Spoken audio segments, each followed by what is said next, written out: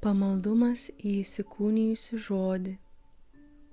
Iš to, kas buvo pasakyta apie Kristaus vaidmenį krikščioniškajame gyvenime, seka, kad puoselėjant šį gyvenimą reikia gyventi artimoje, jautrioje ir nuolatinėje vienybėje su juo, arba, kitais žodžiais išsireiškiant, reikia praktikuoti pamaldumą į įsikūnijusių žodį. Kas pasilieka manyje ir aš jame, tas duoda daug vaisių. Tai tas pat, ką mišių kanono pabaigoje sako bažnyčia, kad per jį gauname visas dvasinės vertybės, per jį esame pašventinami, gaivinami ir laiminami. Per jį, su juo ir jame turime duoti visokią šlovę ir garbę visagaliui Dievui Tėvui, šventosios dvasios vienybėje. Štai viso dvasinio gyvenimo pilna programa. Visa esame gavę iš Dievo per Kristų, per jį ir turime duoti Dievui garbę. Per jį turime prašyti naujų malonių. Su juo ir jame turime gyventi, veikti. Viešpats Jėzus, būdamas tobulas Dievo garbintojas, gali duoti Tėvui tokią garbę, kurios jis yra vertas.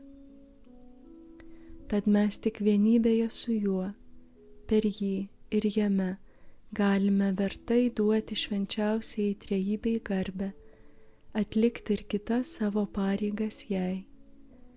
Tad tuo lengviau, kad viešpats Jėzus, būdamas galva savo mistinio kūno, kurio mes esame nariai, duoda Tėvui garbę ne vien savo vardu, bet ir visų tų, kurie yra mistinio kūno nariai.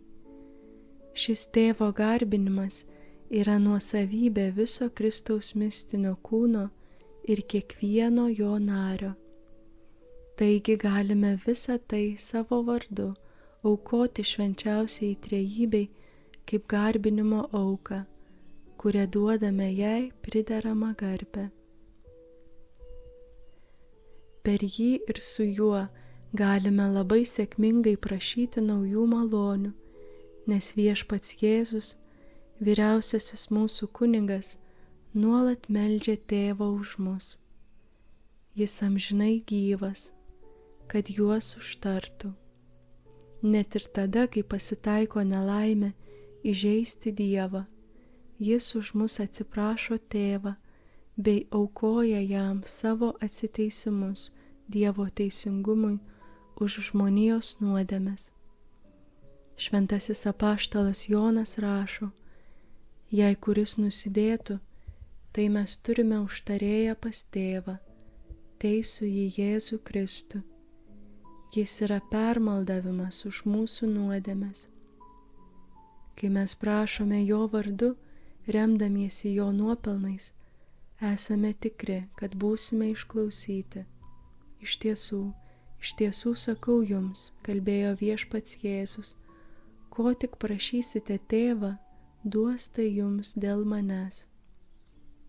Iš tiesų, jo nuopelnų vertė yra komunikuojama, teikiama jo mistinio kūno nariams, ir Tėvas negali nieko atsakyti savo sūnui, kuris buvo išklausytas dėl savo pagarbumo.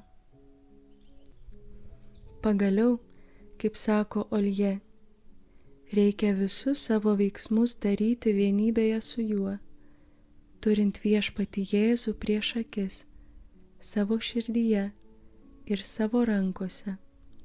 Prieš akis tai yra kontempliuojant jį kaip savo pavyzdį bei idealą, juo sekant ir nuolat save klausiant, kaip elgtųsi viešpats Jėzus mano vietoje.